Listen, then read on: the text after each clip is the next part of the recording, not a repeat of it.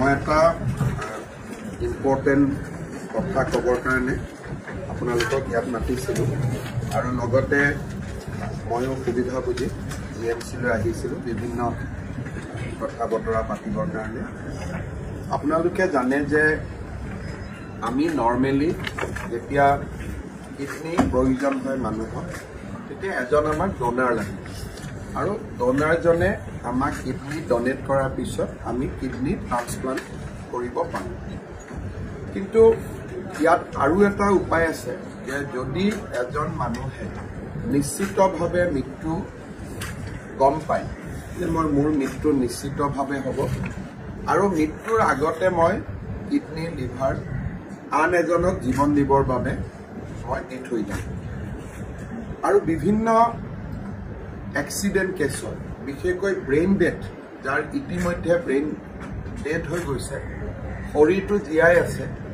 আৰু কিছুদিনৰ পিছতে তেওঁৰ মৃত্যু নিশ্চিত, তেতিয়া ব্ৰেইন ডেথ পেচেণ্টজনৰ হৈ তেওঁৰ নিকটতম আত্মীয়ই এই অংগ পতংগবিলাক দান কৰিব পাৰে যাতে আন এজনক জীৱন দিব পৰা যায়। অসমত বিশেষকৈ ৰেটিনা আদিৰ ক্ষেত্ৰত আমাৰ ইয়াক যিটো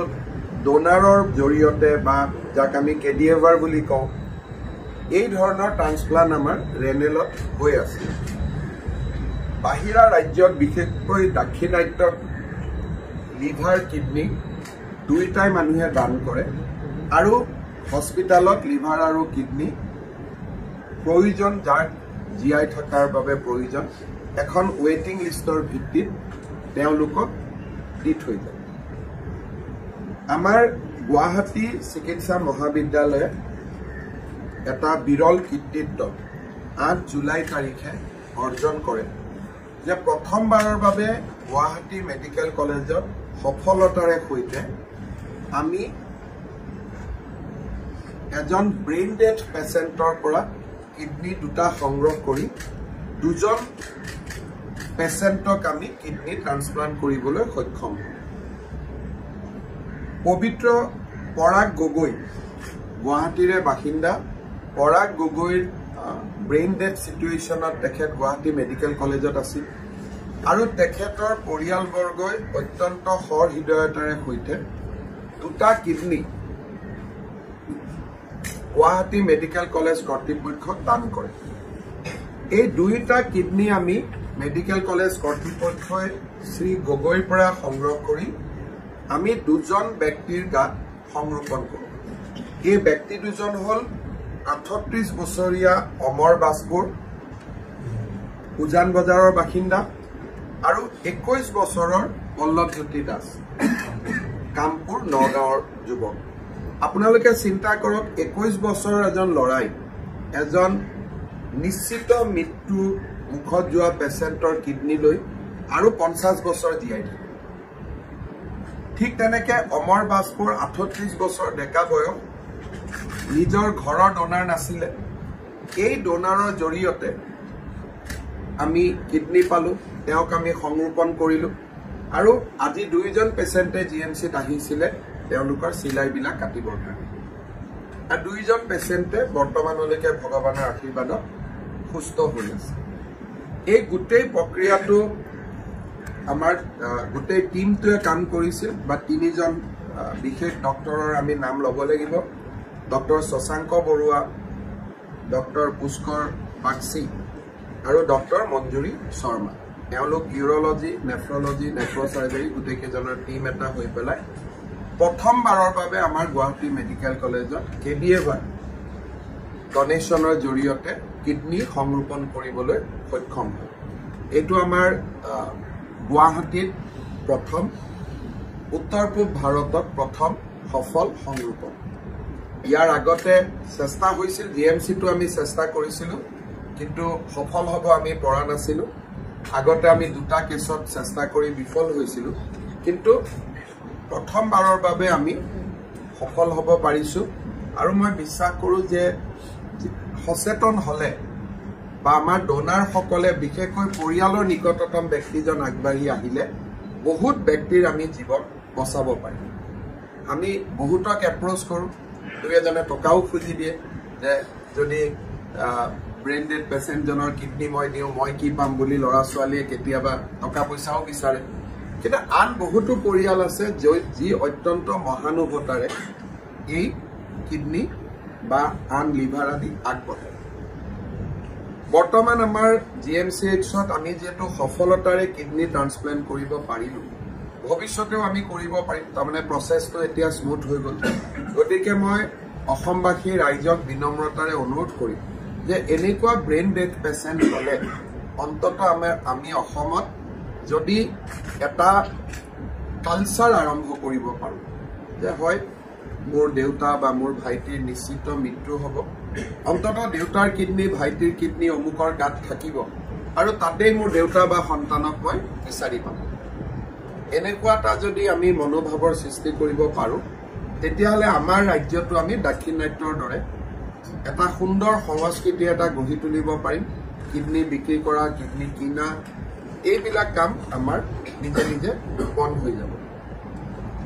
মই গুৱাহাটী মেডিকেল কলেজ কৰ্তৃপক্ষক বা আমাৰ গোটেই টিমটোক মই ধন্যবাদ জনাম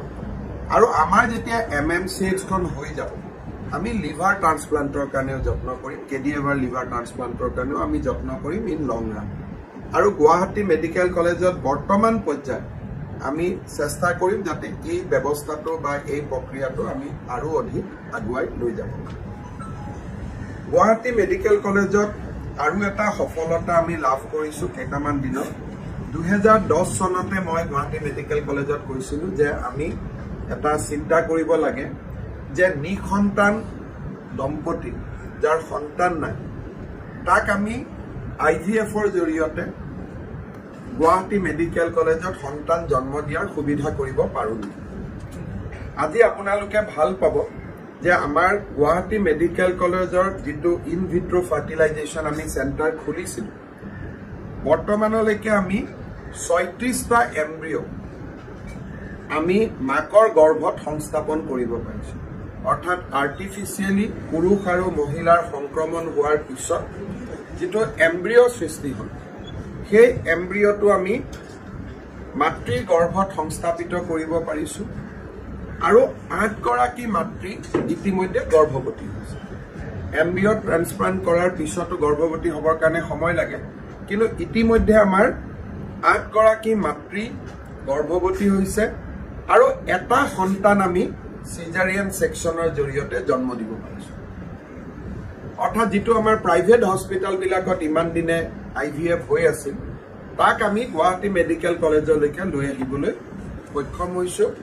আৰু প্ৰথম সন্তানটি মই নাম ক'ব খোজা নাই বা পিতৃ মাতৃৰ নামো কোৱাৰ প্ৰয়োজন নাই প্ৰথম সন্তানটি ইতিমধ্যে সিজাৰিয়ান সেকশনৰ জৰিয়তে জন্ম লাভ কৰিছে আৰু সন্তান মাতৃ উভয়ে সুস্থ হৈ আছে এই গোটেই যেটো ব্যৱস্থা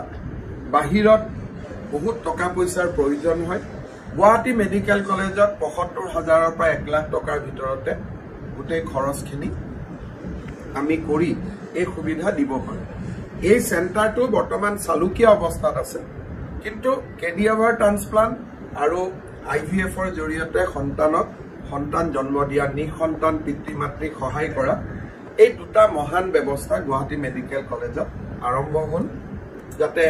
সাধাৰণ জনতাৰ মাজত কেডিএভাৰৰ ওপৰত এটা আন্দোলন আৰম্ভ হয় সংবাদ মাধ্যম সামাজিক সংগঠন সকলোৱে যাতে এই দিশত এটা ৰাইজৰ মাজত অন্তত কিডনিটোৰ ক্ষেত্ৰত এতিয়া আমি কৰিব পাৰোঁ আৰু নাৰ্ছিং হোম বিলাকতো কিডনি ট্ৰান্সপ্লান্ট হয় ইয়াৰে ব্ৰেইন ডেথৰ পেচেণ্টে যদি ডনেট কৰে এইটো নহয় যে গুৱাহাটীতে মেডিকেল কলেজতে ট্ৰান্সপ্লান্ট হ'ব লাগে ইয়াৰ পৰা কিডনি লৈ গৈ বাকি জায়গাতো হ'ব পাৰে কিন্তু আমি গুৱাহাটীত অন্তত কিডনি ট্ৰান্সপ্লান্টৰ এখন ভাল এটা ব্যৱস্থা আমি আৰম্ভ কৰিব পাৰোঁ কেডিএভাৰ কিনা কিডনি লৈ পেলাই এটোটো কোনো শুদ্ধ ব্যৱস্থা নহয় মই আমাৰ দুইটা টিমকে মই ধন্যবাদ জনাইছো আৰু আমি চেষ্টা চলাই যাম যে গুৱাহাটী মেডিকেল কলেজত এই দুইটা ব্যৱস্থা যাতে আৰু শক্তিশালী হ'ব পাৰে আমাৰ IVF টিমটো যেনেকৈ কিডনি ট্ৰান্সপ্লান্ট টিমটোত ডক্টৰ শশাংক বৰুৱা ডক্টৰ পুষ্কৰ বাগচি আৰু ডক্টৰ মঞ্জুৰী শৰ্মাই লিড কৰিছিল আমাৰ IVF ট্ৰান্সপ্লান্টত ডক্টৰ তন্মা শইকীয়া আৰু ডক্টৰ অনুজ সিং এই দুইগৰাকীয়ে টিমটোক লিড কৰিছে লগত আমাৰ পেৰামেডিক্স নাৰ্ছিং ষ্টাফ গোটেইবোৰ আছে মই দুইটা টিমকে মই ধন্যবাদ জনাইছো